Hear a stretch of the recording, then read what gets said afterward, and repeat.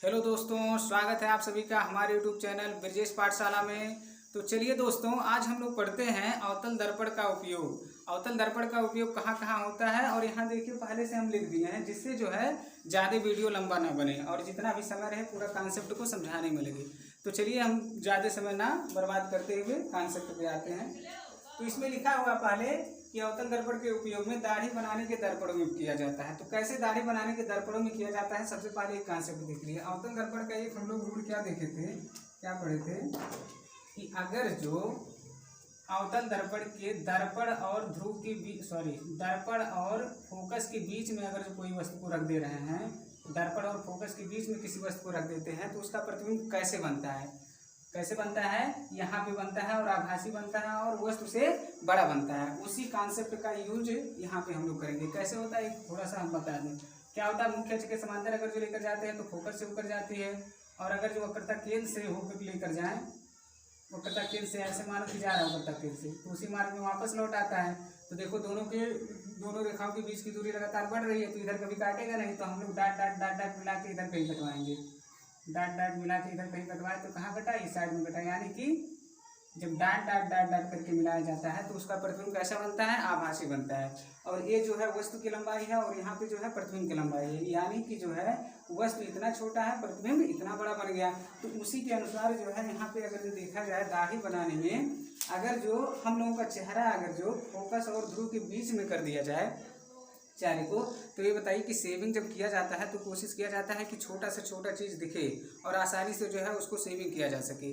तो उस कंडीशन में छोटा सा चेहरा अगर जो बड़ा करके दिखाई दे तो और ज़्यादा अच्छे से हम लोग शेविंग कर सकते हैं कि नहीं कर सकते हैं, कर सकते हैं। इसीलिए और देखो यहाँ पे सीधा भी बना हुआ है प्रतिबिंब, यानी कि जैसे हम लोग बैठे थे वही सीधा करके सीधे बैठे हैं और उस वस्तु को बड़ा करके दे दिया है, यानी कि शेविंग करने में जो है इजी रहेगा जब वही चीज़ बड़ा करके दिखाई देगा। इसलिए जो है दाढ़ी बनाने में हम लोग इसका प्रयोग करते हैं, अवतल दर्पण का प्रयोग करते हैं। और चेहरा कहाँ होना चाहिए, दर्पण और फोकस के बीच में ही हमेशा होना चाहिए, क्योंकि इसी केवल कंडीशन में ही सीधा जो है चेहरा बनेगा इस साइड में और बड़ा चेहरा बनेगा। और कहीं यहाँ कर दिया जाए तब तो उल्टा बनेगा और बहुत बड़ा बनेगा, पता ही नहीं चलेगा। ठीक है, तो इस वाले कंडीशन में ये वाला हो जाएगा, यानी कि पहले वाले का फिगर इस टाइप का रहेगा। तो चलिए अवतल दर्पण के प्रयोग में हम बता रहे थे कि डॉक्टर द्वारा जो है आँख, कान, नाक, गले की जांच के लिए जो है अवतल दर्पण का प्रयोग किया जाता है। अब ये बताइए, इतनी छोटी छोटी चीज़ें होती हैं हमारे आँख में, नाक में, सब आर्गन्स होते हैं, छोटे छोटे दिखाई नहीं देते हैं, और उनका जो है डॉक्टर के द्वारा अध्ययन करना बड़ी मुश्किल हो जाती है। तो क्या इस कंडीशन में होना चाहिए, इस कंडीशन में होना चाहिए कि वह छोटी छोटी चीज़ें जो हम लोगों को नहीं दिखाई देती है वो कोई ऐसा दर्पण का यूज करे जिससे वही जो है सीधा करके और बड़े में दिखाई दे, जिससे डॉक्टर साहब को जो है चेक करने में या जांच करने में इजी रहे और उसके बारे में अध्ययन करना इजी रहे।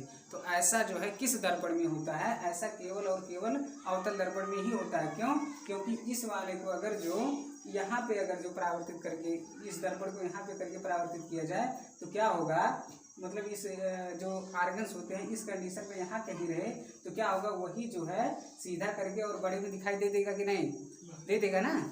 तो इसीलिए जो है यहाँ पर भी जो है किसका प्रयोग किया जाता है, अवतल दर्पण का प्रयोग किया जाता है। क्यों, क्योंकि वही छोटी चीज़ें जो हम लोग नहीं देख पाते हैं उसको अवतल दर्पण जो है सीधा और बड़ा करके दे देता है। कब, जब फोकस और ध्रुव के बीच में वह स्थिति, ऐसा मतलब सेट किया जाता है कि वह फोकस और ध्रुव के बीच में हो। ठीक है, तो इसी फिगर से इसको भी समझा दिए हैं। और तीसरा देख लिया जाए टेबल लैंपों के शेडो में। टेबल लैंपों के शेडो में जानने के लिए सबसे पहले देख लिया जाए अवतल दर्पण की एक खासियत क्या होती है। अवतल दर्पण अगर जो है कहीं और यहाँ मान लो कुछ भी है, यहाँ ध्रुव है, फोकस है, वक्रता केंद्र है, इसमें हम क्या बताए थे कि अगर जो कोई किरण मुख्य अक्ष के समांतर जा रही है तो यहाँ से परावर्तन के पश्चात फोकस से होकर जाती है। कितने भी किरणें अगर मुख्य अक्ष के समांतर जाएगी परावर्तन के पश्चात फोकस से होकर जाएगी। यहाँ से भी अगर जो देख लो समांतर फोकस होता है ना, इतना समांतर फोकस, यानी कि मुख्य अक्ष के समांतर अगर जो जा रही है तो परावर्तन के पश्चात फोकस से होकर जाती है। अब ये बताओ कि इतना किरण को हम लोग प्रसारित किए यानी कि आपतित कराए तो हर किरणें कहाँ से होकर गई हैं, यहाँ से होकर गई है ना। यानी कि कई किरणों को जो है ये एक जगह अपसारित कर रहा है ना, अपसरित कर रहा है, कई किरणों को एक जगह इकट्ठा कर रहा है। यही जो है अवतल दर्पण की खासियत होती है।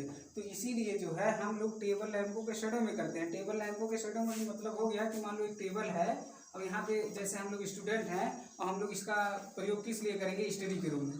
यहाँ पे हम लोग बैठे हैं और यहाँ पे टेबल लैंप लग गया है, तो हम लोगों का प्राइम फोकस क्या रहता है कि जितना बल्ब रहे, प्रकाश रहे, वो मेरे यहीं पे जो है कम एरिया पे पूरा प्रकाश जो है पड़ जाए, इधर उधर ना छिटके। अरे पूरे रूम में लाइट करने के लिए अलग से बल्ब रहेगा, लेकिन खास करके वहाँ पे अगर जो मेरा प्राइम फोकस है स्टडी करना, तो हम लोगों का क्या होगा कि जितना प्रकाश रहे सब मेरे उस किताब के आसपास पड़े, यही ना होता है। तब देखो इतना पूरा आसपास का प्रकाश एक ही जगह कहीं कर रहा है कि नहीं कर रहा है, तो उस कंडीशन में हम लोग टेबल लैंपों के शेडो में कर सकते हैं कि नहीं कर सकते हैं, तो कर सकते हैं।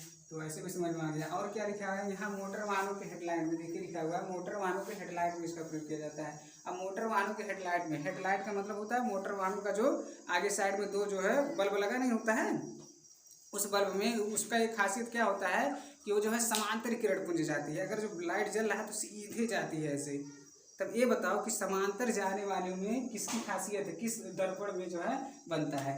अगर जो हम लोग अवतल दर्पण के, यहाँ हो गया ध्रुव, यहाँ हो गया फोकस और यहाँ हो गया वक्रता केंद्र, अगर जो किसी चीज को फोकस पर रख दिया जाए तो इसका प्रतिबिंब कहाँ बनता है बताइए। मुख्य अक्ष के समांतर जाएगा तो फोकस से ऊपर जाएगा, और ये वक्रता केंद्र से ऊपर जाएगा तो यहाँ थोड़ा वक्रता केंद्र आ जाएगा, वक्रता केंद्र से जाएगा तो उसी मार्ग में वापस लौट आएगा। देखिए एक्चुअली ऐसे जाता है, ऐसे अगर जो जाएगा तो इसी मार्ग में वापस लौट आएगा। क्यों? क्योंकि ये वक्रता केंद्र के सीध में पड़ रहा है। बताए थे ना, 3 प्रकाश की किरणों को खींचने का 3 नियम था। क्या था कि अगर जो मुख्य अक्ष के समांतर, मुख्य अक्ष यही है, मुख्य अक्ष के समांतर चलने वाली प्रकाश की किरणें परावर्तन के पश्चात फोकस से ऊपर जाती है, या अगर कोई फोकस से ऊपर जा रही है तो यहाँ से परावर्तन के पश्चात मुख्य अक्ष के समांतर हो जाती है। तीसरा क्या था कि अगर कोई वक्रता केंद्र से ऊपर जा रही है तो उसी मार्ग में वापस लौट आती है। तो यही देखो वक्रता केंद्र वाला सीधे कि नहीं, यहाँ से जब यहाँ टकराएगा तो उसी मार्ग में वापस लौट आएगा। अब देखो फोकस पे हम लोग वस्तु को रखे थे तो क्या मिला है, समांतर मिला है ना, 2 किरणें समांतर मिली है ना। ऐसे कई किरणें अगर जो आपको कराएंगे तो सब समांतर मिलेंगी। तो इसका मतलब समांतर किरण पुंज को प्राप्त करने के लिए केवल एक ही दर्पण है। कौन सा दर्पण है? अवतल दर्पण है। तो बल्ब जो जलता है आगे वाला हेडलाइट मोटर वाहनों का, वो समांतर किरणें जाती हैं कि नहीं जाती हैं? समांतर किरणें जाती है ना। यानी कि बल्ब को इसी साइड में अगर फिट कर दिया जाए तो समांतर किरणें मिलेंगी कि नहीं। तो उस कंडीशन में जो है मोटर वाहनों के हेडलाइट में भी जो है अवतल दर्पण का हम लोग प्रयोग करते हैं। तो उम्मीद है कि इतना वीडियो आप लोगों को समझ में आया होगा, इतना लेक्चर का पूरा कॉन्सेप्ट, हर एक चीज़ कॉन्सेप्ट के साथ बताए हैं। तो चलिए आज के लिए बस इतना ही।